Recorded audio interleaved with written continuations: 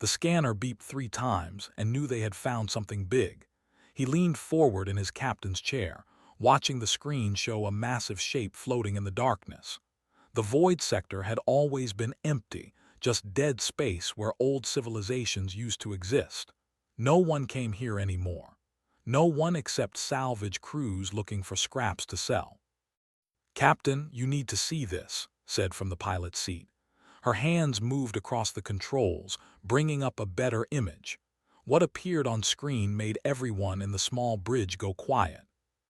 The ship was enormous. Their entire freighter could fit inside it 100 times over. The hull was dark, made from some material that seemed to absorb light rather than reflect it. Strange symbols covered the surface, glowing faintly with a blue light that pulsed like a heartbeat. Pushed her glasses up and moved closer to the screen.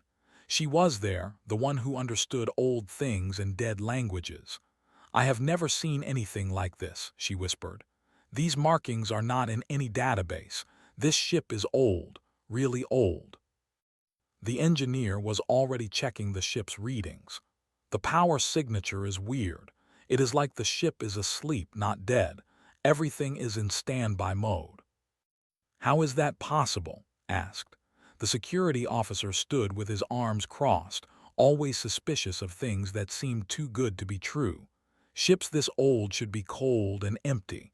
Nothing stays powered for thousands of years. "Made a decision. We are going to board it." "That is against regulation," said, but she was already plotting a docking course. "The Galactic Coalition says these old ships are off limits, too dangerous." "The Coalition also pays us nothing and treats humans like servants," replied. He had been a salvage captain for 10 years, ever since the Concordat had taken over his home colony and turned it into a mining operation. "If we can get this ship working, we can sell the technology, maybe buy our freedom." The docking took an hour. The ancient vessel had no obvious entrance but found a port that matched their airlock. When the seal connected, there was a hiss of air equalizing. The door opened. They put on their suits and grabbed their equipment. Went first, his weapon ready. Then came, followed by and stayed on their ship, ready to disconnect if something went wrong. The corridor inside was pristine. No dust, no damage, no signs of age. Soft lights turned on as they walked, responding to their presence. The walls were smooth and seamless, made from that same dark material. Everything felt like it was waiting. "This is impossible," said, running her scanner over the walls. "This ship is at least 10,000 years old, but it looks like it was built yesterday. The preservation technology is beyond anything we have." They walked deeper into the vessel. Every room they passed was empty but perfect. Storage bays with nothing stored. Crew quarters with beds that had never been slept in. A medical bay with equipment that hummed to life when they entered, then shut down when they left. "It is like a ghost ship," said. "But ghosts leave traces. This place has nothing. No crew, no cargo, no purpose." Finally, they reached the bridge. The door opened automatically, and they stepped into a massive chamber. Screens covered every wall, all dark. In the center was a raised platform with a single console. The console was different from the rest of the ship. It was not dark metal but something that looked almost organic, with surfaces that seemed to shift and flow. Careful, warned, but was already walking toward it. He had no idea why, but something pulled him forward. The console seemed to call to him in a way he could not explain. He reached out and placed his hand on the surface. The entire ship exploded with light. Screens flashed on everywhere, showing star maps and data streams. The floor beneath them vibrated with sudden power. Energy flowed through systems that had been dormant for. Holographic displays erupted around the console, showing information in languages that flickered and changed. Then the language settled. It became Korean. "What is happening?" shouted over the noise of systems activating. A voice spoke, clear and calm in perfect Korean. "Welcome, Commander. This vessel has awaited your return. I am Dreadnought-class warship of the predecessor fleet. Systems are coming online. Current power level 2%. Defensive systems active. Weapon systems locked, awaiting your orders. Stared at the holographic interface that had appeared before him. It showed a three-dimensional image of the ship, rotating slowly. The design was beautiful and terrible at the same time. He could see weapon ports that could destroy planets, engines that could cross galaxies, shields that could stop stars. "This cannot be real," said, but her scanner confirmed everything. "The ship is responding to you, Captain, only to you." "Why Korean?" asked through the comm from their ship. "How does this ancient alien vessel speak Korean?" The AI answered. "Language preference detected from genetic markers. Commander, your species designation is identified as predecessor, human subspecies. This vessel was constructed by your ancestors and programmed to respond only to their descendants." Lowered his weapon slowly. "Are you saying humans built this thing?" "Affirmative. The predecessor civilization seeded multiple worlds before the Great Silence. You are descendants of that civilization. This vessel and 46 others like it have remained in standby mode, waiting for predecessor genetic markers to reactivate command protocols." Felt his world turning upside down. Humans were supposed to be a young species, barely noticed by the galactic powers. They had no grand history, no ancient empire. They were just survivors, scratching out a living on the edges of space. But this ship said otherwise. "Show me the ship's capabilities," ordered, his voice steady despite his racing heart. The holographic display changed, showing tactical information. Even at 2% power, could outfight any ship in the Concordat fleet. At full power, it could fight entire armadas and win. Captain's voice came through, urgent now. "I am picking up transmissions, multiple sources. Someone detected the power surge." Looked at the tactical display.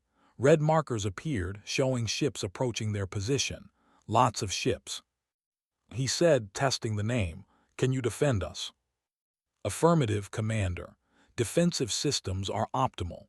However, aggressive action will alert galactic authorities to your presence. Recommend immediate decision on tactical posture." Looked at his crew.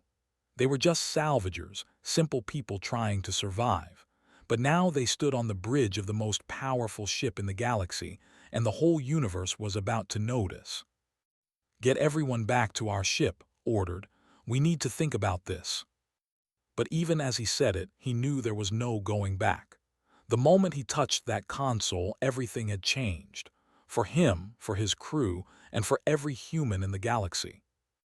The deadliest vessel had awakened, and the stars would never be the same.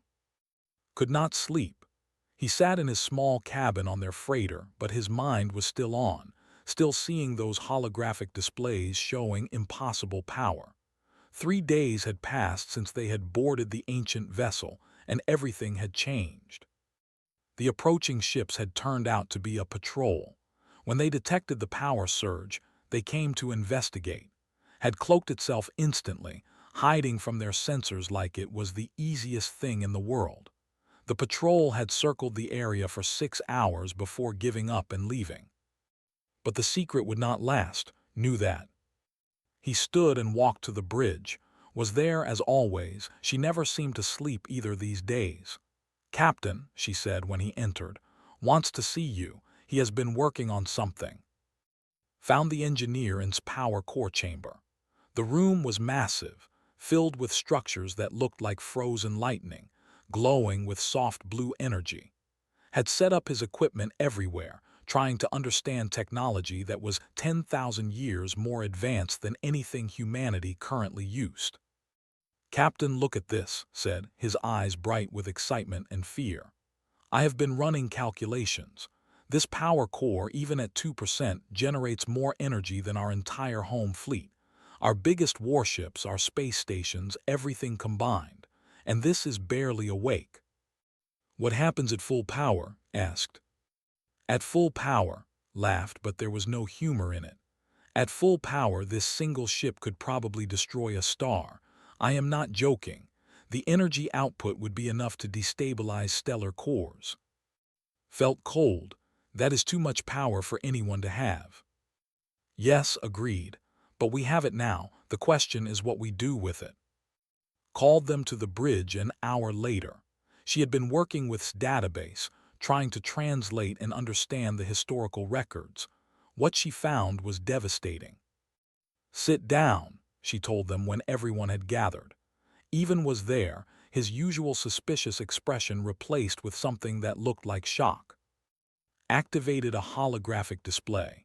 It showed a map of the galaxy, but not as they knew it. This was the galaxy from 10,000 years ago. According to records, humans did not evolve on Earth. Earth was a colony world, one of hundreds that the predecessor civilization established across the galaxy. That is impossible, said. We have fossil records. We have evidence of human evolution on Earth going back millions of years. Yes, because the predecessors seeded Earth with pre-human genetic material millions of years ago, explained. They did not just colonize worlds. They created the conditions for human life to evolve naturally on dozens of planets. Earth was one colony. There were many others. The display changed, showing huge ships and vast fleets. The predecessor civilization was the dominant power in the galaxy. They had technology that made them unstoppable. Ships like weapons that could reshape worlds, AI systems that could predict enemy movements before they happened. No one could stand against them. So what happened? Asked. Why did they disappear? His expression turned grim. They were hunted. The younger species, the ones that exist now, they formed a coalition. They were terrified of predecessor dominance, so they worked together and launched a purge, a galaxy-wide extermination campaign. The display showed battles, planets burning, fleets being destroyed. The predecessors fought back, but they were spread too thin across too many worlds. The coalition used sheer numbers, overwhelming them. Within 100 years, the predecessor civilization was destroyed. But some survived, said quietly. Yes, some escaped to primitive colony worlds, places the coalition thought were not worth hunting. They hid their technology, shut down their fleets, and tried to blend in with the evolving populations. On Earth, the survivors became part of early human societies. Their descendants forgot where they came from. Their technology was buried and lost. Stared at the display, watching civilizations rise and fall. And these ships, the dreadnoughts, they were programmed to shut down and wait, said.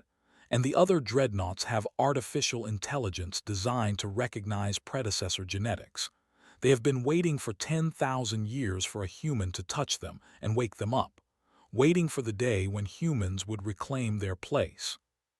Their place is what? Asked conquerors. Before anyone could answer, AI spoke. Incoming transmission. Source, Concordat High Command. Priority level, maximum. They are demanding to speak with the captain of this vessel. Took a deep breath, put them through. A holographic image appeared. It showed a commander, his scaled face rigid with authority. The looked like tall lizards, with silver scales and eyes that saw in multiple spectrums. They had ruled the galaxy for the past 5,000 years. This is Warlord of the Concordat, the image said. We have detected a predecessor-class vessel activating in this sector.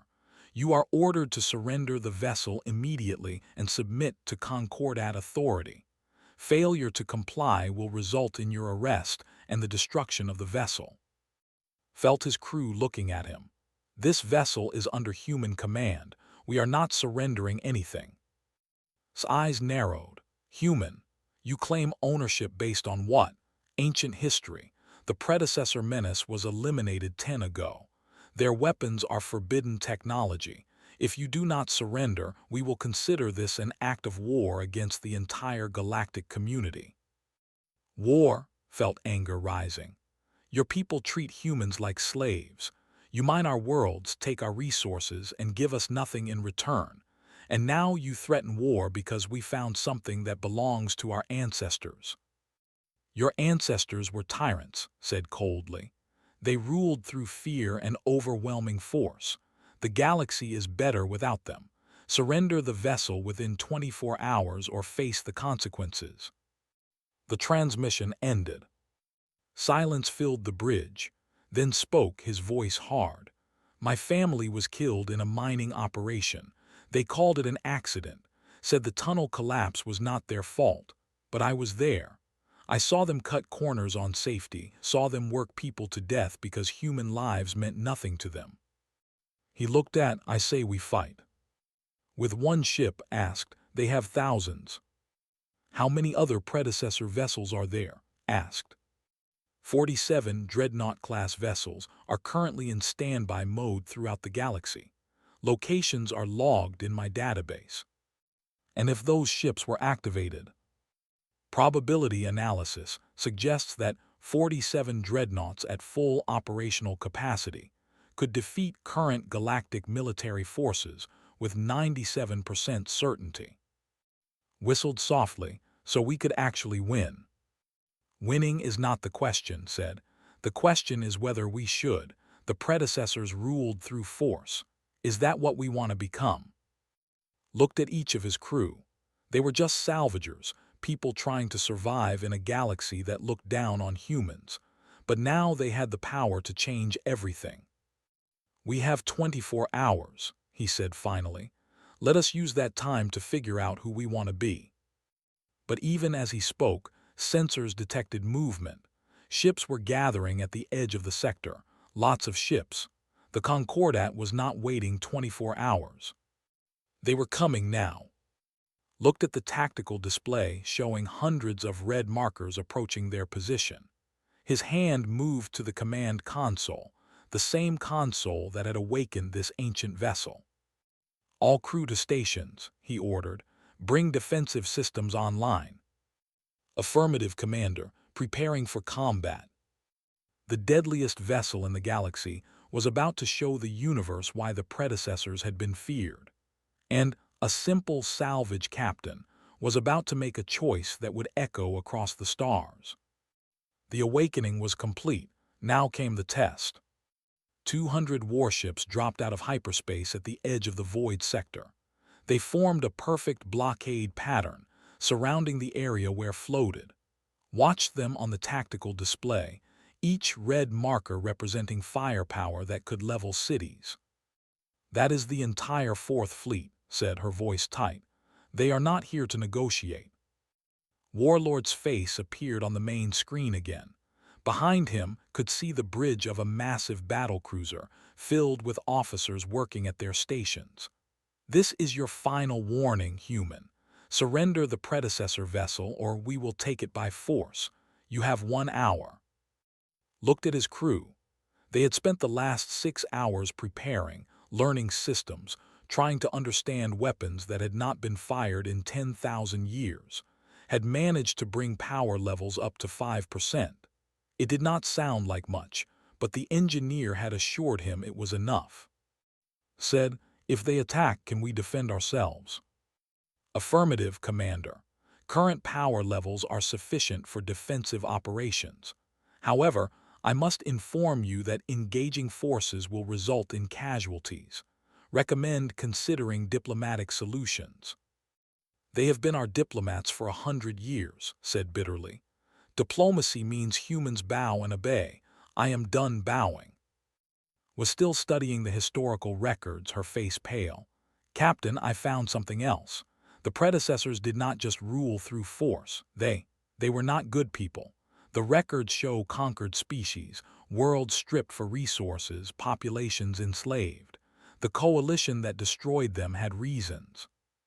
So we are supposed to just surrender, demanded. Let them take the one thing that could make humans equal again. I am saying we need to think about what we do next, replied. If we fight now, we become what the predecessors were. We prove right. Closed his eyes. Every choice led to darkness. Surrender meant condemning humanity to permanent servitude. Fighting meant starting a war that could kill billions. There had to be another way. Open a channel 2, he ordered. The warlord's face appeared again, his expression triumphant. he thought was surrendering. "Warlord, I have a proposal," said. "We will agree to galactic oversight of this vessel. We will not use it as a weapon of conquest. But in return, humanity gets equal representation in the Concordat. Equal rights, equal treatment, equal voice." Slav was like rocks grinding together. "You think you can bargain with a relic? The galaxy spent 10,000 years free from predecessor tyranny. We will not return to that darkness because one human found an old ship." "Then you leave us no choice," said quietly. "Your choice was made when you refused to surrender," replied. "All ships prepare to fire. Target the predecessor vessel. Destroy it completely." The transmission cut off. On the tactical display, every ship began charging weapons. "Captain, they are locking onto us," reported. 200 ships all targeting. Impact in 90 seconds. His hand rested on the command console. He could feel the ship's power humming beneath his fingers, waiting for his orders. 10,000 years of sleeping death, ready to wake up and show the galaxy what the predecessors had built. "Defensive posture only," he said. "Protect this ship and our freighter. Do not fire unless I give explicit orders." "Understood, Commander. Activating defensive systems." The ship came alive. Shields materialized around, shimmering barriers that bent light and warped space. Point defense systems emerged from the hull, tracking incoming fire with mechanical precision. Energy crackled across the ancient vessel's surface. The fleet fired. 200 ships unleashed everything they had. Energy beams, missiles, kinetic rounds, all converging on its position. It was enough firepower to destroy a planet. The space around the ancient dreadnought turned white with explosive force. "Shields holding at 98%, reported calmly. "Defensive systems engaging." Watched in awe as the ancient ship defended itself. Point defense lasers moved faster than thought, tracking and destroying incoming missiles before they could hit. The shields absorbed energy beams that could melt mountains, the ancient technology dispersing the power like it was nothing. Kinetic rounds were caught in gravity fields and crushed to dust. "Impossible," whispered. "They are hitting us with everything and we have not even felt it." The fleet fired again, and again. For 10 minutes they poured destruction onto, trying to overwhelm its defenses through sheer volume of fire. It did not work. "Shield strength now at 95%, reported. "Enemy weapons are insufficient to penetrate defensive barriers. Recommend offensive action to end engagement." "No," said, "we defend only." On the flagship, Warlord stared at his screens in disbelief. His entire fleet, the pride of the Concordat military, could not even scratch one predecessor vessel, and according to his sensors, the ancient ship was barely using any power at all. "All ships focus fire on the smaller vessel," ordered. "Destroy their freighter, force them to surrender." The tactical display changed. Now they were targeting small salvage ship, still docked with. "Captain, they are going after our ship," said urgently. Felt something cold settle in his chest. They were targeting the one thing that could not be protected by shields. His ship, his home for the past 10 years, would be destroyed in seconds. "Can you protect the freighter?" "Negative, Commander. Freighter is outside my primary shield perimeter. Recommend detaching freighter or extending defensive coverage. However, extending coverage will require increasing power output and deploying active countermeasures." "Which means firing weapons," said. "Affirmative." He looked at his crew. Hands were clenched white on her console, stared at the engineering readouts, his jaw tight, had his hand on his weapon, ready for a fight that could not be won with small arms, looked at him with eyes that said she understood whatever he chose. The fleet fired on the freighter. "Engage," ordered. The ancient dreadnought moved. It happened so fast that the sensors could barely track it. Its engines flared, and the massive ship shifted position, placing itself between the freighter and the incoming fire. At the same time, weapon ports opened along its hull. Swarm drones launched. Thousands of them, each one the size of a fist, each one carrying enough explosive power to destroy a fighter. They spread out in patterns that seemed almost alive, intercepting every missile, every round, every beam aimed at the freighter. The fleet tried to adjust their targeting, adjusted faster. Point defense lasers became offensive weapons, reaching out across the void to disable ships with surgical precision. The ancient AI did not destroy them, did not kill their crews. It simply cut their weapons, their engines, their shield generators. One by one, warships went dark, floating helpless in space. "Captain, they are breaking formation," reported. "They are trying to scatter." "Let them go," ordered. "No pursuit, just defend our position." Within 5 minutes, it was over. 50 ships floated dead in space, their crews alive but their vessels crippled.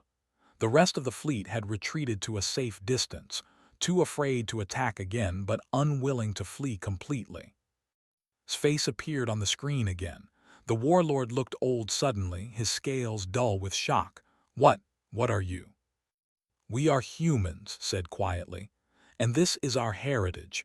We did not ask for this. We did not want a war, but we will not surrender our freedom because you fear what we might become." "You have just attacked a Concordat fleet," said. "The entire galaxy will hear of this. Every species will unite against you. You have doomed your people." "Maybe," acknowledged. "Or maybe we have just shown the galaxy that humans are not weak anymore, that we will not be servants and slaves, that we have the right to exist as equals." He cut the transmission. Silence filled the bridge, then spoke. "Captain, I am reading something strange. Multiple power surges across the galaxy. They match signature." "Explain." I think we just woke up the other ships, all 47 predecessor dreadnoughts. They are coming online." Pulled up a galactic map. Across the stars, blue markers appeared. 47 points of light scattered through hundreds of systems, and every one of them was being found by humans. "They felt us fight," she said in wonder. "When engaged, it sent out a signal, an awakening call. Now every other dreadnought is responding, waiting for human hands to claim them." Looked at the map, understanding the weight of what had just happened.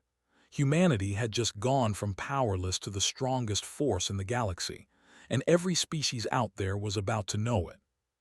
"This changes everything," whispered. "Yes," agreed. "And now we have to figure out what we do with this power before it destroys us all." The galaxy fractured within days.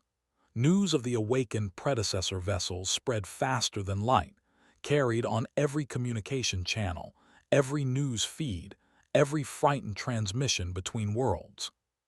Stood on its bridge, watching reports pour in from across the stars. In the system, a human mining crew had found a dreadnought buried in an asteroid field. On the colony world, a farmer had discovered one in ancient ruins.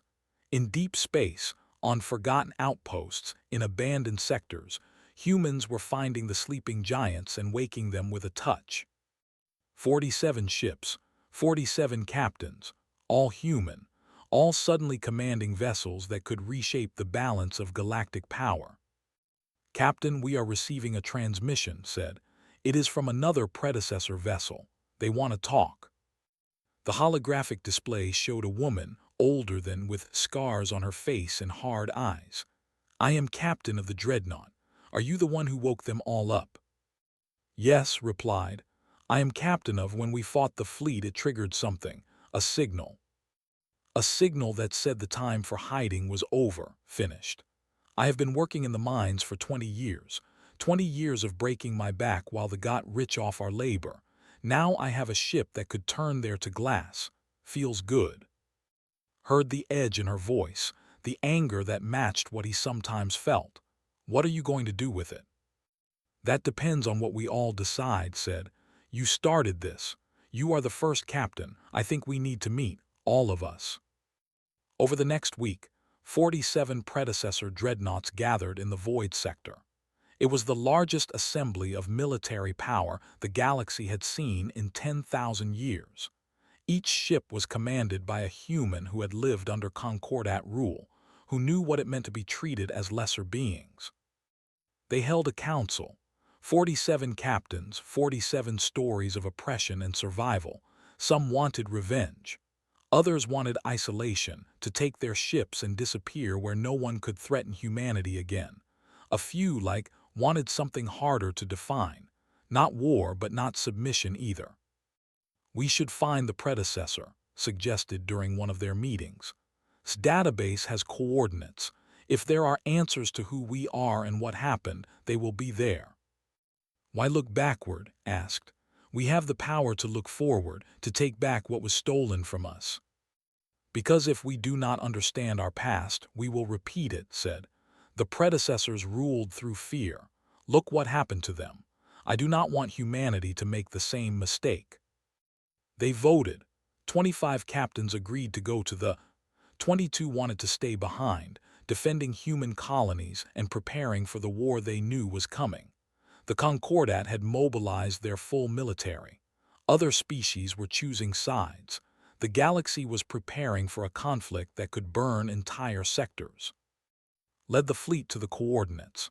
The journey took 3 days, even with predecessor engines that bent space. When they arrived, understood why they had stayed hidden for so long. It was inside a nebula, surrounded by radiation storms that would fry any normal ship's sensors. Ancient defensive satellites, still functional after 10, created a maze of deadly energy fields. Only predecessor vessels could navigate safely. The planet was beautiful.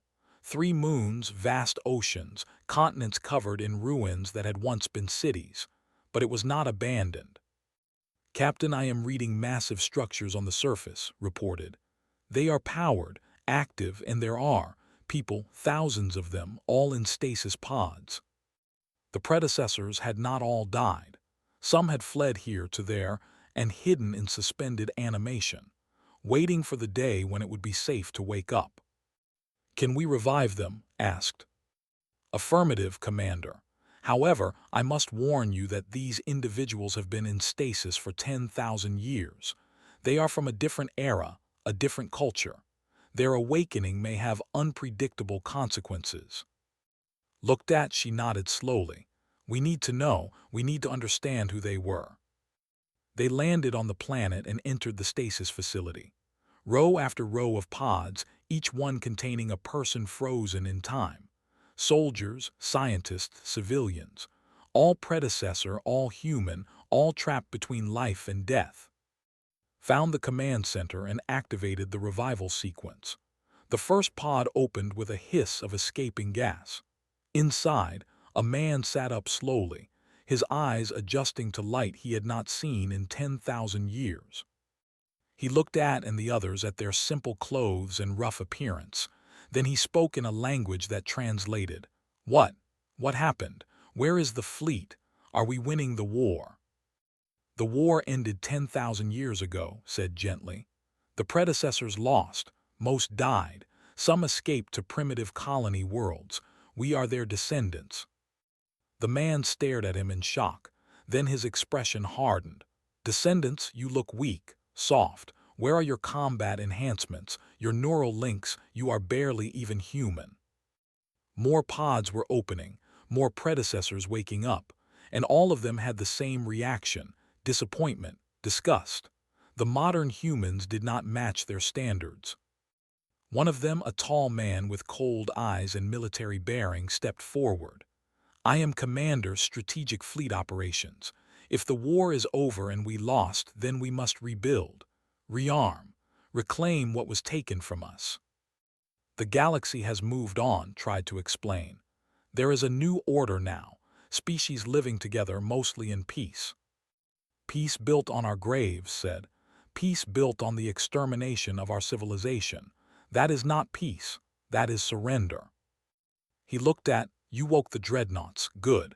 That shows some initiative, but you have no idea how to use them properly. You are playing at being warriors. We are the real thing." "We do not want to be warriors," said. We want to be free. There is a difference. Freedom is taken, not asked for, replied, and it is protected with strength. You have 47 dreadnoughts. I can show you how to use them, how to make the galaxy remember why they feared us. Over the next days, more predecessors woke up. Thousands of them, all from an era when humanity ruled through overwhelming force. They saw the modern humans as weak, as failures. They wanted to restore the old empire, to make the galaxy kneel again. Felt the situation slipping from his control. The predecessor captains were starting to listen to, starting to believe that conquest was the answer, even seemed swayed by the commander's arguments. He is right about one thing, she told privately. We have been stepped on for too long. Maybe it is time we did some stepping of our own. That is not who we are, argued. How do you know who we are? Challenged. We have been slaves for generations. Maybe it is time we remember what it is like to be masters. Agreed with her. His own security officer was siding with, drawn to the promise of strength and revenge. The crew was fracturing. The captains were dividing. And all the while, the Concordat was gathering the largest fleet ever assembled. Captain, you need to see this, said urgently. The tactical display showed a horrifying sight. 10,000 ships, maybe more, all converging on the predecessor. Every major species in the galaxy had contributed.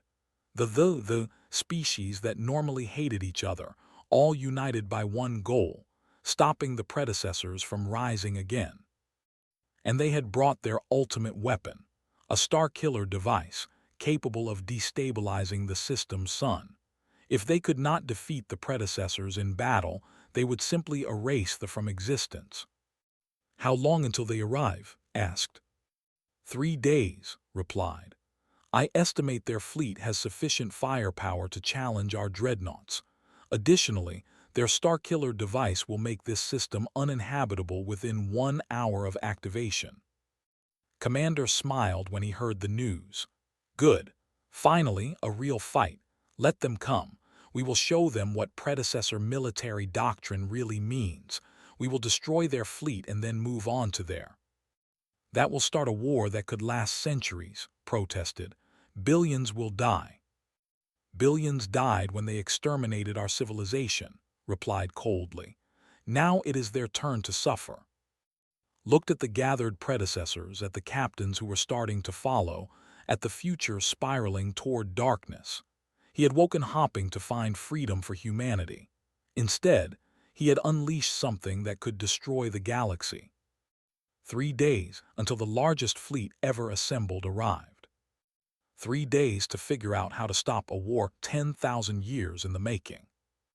3 days to decide if humanity would repeat its ancestors' mistakes or find a different path. The choice was coming, and knew that whatever he decided would echo across the stars for generations to come. The War Council was tense. Commander stood at the center of the room, surrounded by holographic displays showing the approaching enemy fleet. 47 dreadnought captains listened as he outlined his battle plan. It was brutal and efficient, designed to maximize enemy casualties. We hit them here at their approach vector, explained, pointing to a spot in space. Divide their fleet, destroy their command ships, then systematically eliminate the rest. With 47 dreadnoughts working in coordination, we can end this in 6 hours. And after, asked, after we destroy this fleet, what then? Then we move on said calmly. We show them what happens when you try to exterminate humanity. We make an example that will last another 10,000 years. Nodded, they came here to destroy us. We have the right to defend ourselves. Defending ourselves is not the same as genocide, argued. If we attack there, we become exactly what they feared. We prove they were right to try to stop us. They were never right, said sharply. Security officer had fully joined side now. They killed our ancestors. They have oppressed us for generations. We have every right to strike back. Felt the room slipping away from him. Most of the captains agreed with. They had suffered too much, been treated as less than equal for too long. The promise of power, of revenge, was too strong to resist. He left the council and found On's bridge. She was running simulations, trying to find a different answer. "There has to be another way," she said when he entered. "Starting a war will not fix anything. It will just create more suffering." "Tell that too," replied bitterly. "I am telling you," said. "You are the first captain. You woke. The others will follow you if you give them a better option." "What option?" "Surrender. Let them destroy thee and all the predecessors we just woke up." "No," said slowly, "but maybe there is something between war and surrender." Spent the next day working with him. They dug through his database, looking for anything that could help. What they found was unexpected. "There is a," explained, showing him the ancient protocols. "The original predecessor council before the war they built in a way to shut down all the dreadnoughts, permanently. It requires a command consensus from all active vessels. If all 47 captains agree, they can lock down the fleet forever." "Why would they build that?" asked. "Because they knew the danger of their own power," said. "They knew that ships like could destroy civilizations. That was their insurance, their way to prevent their own technology from being used for genocide." Stared at the protocols. "If we use this, we lose everything. The dreadnoughts would be useless. Humanity would be defenseless again." "Maybe," said. "Or maybe we would be free, really free. Not free because we have the biggest weapons, but free because we earned respect." The enemy fleet arrived on schedule. 10,000 ships, bristling with weapons, surrounding the predecessor. Warlord commanded the coalition fleet from his flagship. He sent a final transmission. "This is your last chance," the warlord said. "Surrender the predecessor vessels and agree to permanent disarmament, or we will activate the Starkiller device. This entire system will be destroyed. You have 1 hour." Commander laughed. 1 hour, we can destroy their fleet in 6. All dreadnoughts prepare for combat." "Wait," said. Everyone turned to look at him. He took a deep breath, knowing what he had to do. "Open a transmission to all predecessor vessels and to the coalition fleet." "Captain, what are you doing?" demanded. The transmission opened. Every captain, every predecessor, every enemy commander could hear him. "This is Captain of," he said. "I am about to do something that many of you will think is foolish, but I believe it is the only way to break this cycle." He brought up the protocols on his display. 10,000 years ago, our ancestors ruled the galaxy through force. They built weapons so powerful that entire species lived in fear. When those species rose up against them, the predecessors fought back with everything they had. Both sides committed atrocities. Both sides have blood on their hands. He looked at, "We can continue that cycle. We can destroy this fleet, make the galaxy remember what it is like to fear humanity. Or we can choose something different." "What are you proposing?" Warlord asked suspiciously. "I am proposing we destroy these weapons," said. "All of them, permanently." Shock rippled through the transmission, stared at him like he had lost his mind. "You cannot be serious. You would give up our only advantage." "It is not an advantage if it turns us into monsters," replied. "Activate the protocols. Begin the lockdown sequence." "Commander, are you certain?" the AI asked. "This action is irreversible. Once initiated, I and all other predecessor vessels will be permanently disabled." "I am certain, but I need the other captains to agree. This requires consensus." Silence filled the channel. 46 other captains had to make a choice. Give up the most powerful ships in the galaxy, or keep them and face an endless war. Spoke first. "You are asking us to trust them, after everything they did to us." "No," said. "I am asking us to trust ourselves, to prove we are better than our ancestors, that we can earn our place in the galaxy without relying on weapons that could destroy it." "And if they attack us anyway?" asked. "Then we fight with what we have," said. "But we fight as equals, not as gods of war. We prove we deserve freedom, not just take it by force.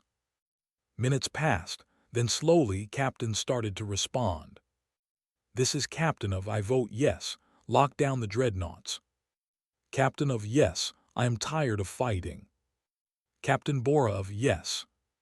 One by one, voices joined in agreement. Not all of them. Some, like N, remained silent, unwilling to give up their power, but the votes kept coming. Watched with fury as the count climbed. You are fools, all of you. You are throwing away our destiny. Maybe our destiny is not to rule, said. Maybe it is to be part of something bigger. The count reached 40, 41, 42. Warlord watched from his flagship, unable to believe what he was seeing. The humans were voting to destroy their own power. It made no tactical sense. No species had ever voluntarily disarmed when they had the advantage. Unless they truly wanted peace. 45 votes, 46. Only one captain had not voted, himself. He looked at his crew, nodded, gave him a small smile, even though he disagreed, seemed to understand, simply said, do it. This is Captain of I vote yes, activate the. Systems began to shut down. All across the predecessor, the other dreadnoughts did the same. Lights dimmed. Weapons powered off. The ancient vessels that had slept for 10,000 years were going back to sleep, this time forever. Activated, said, its voice growing fainter. All predecessor dreadnoughts are now permanently disabled. It has been an honor serving you, Commander. The honor was mine, replied.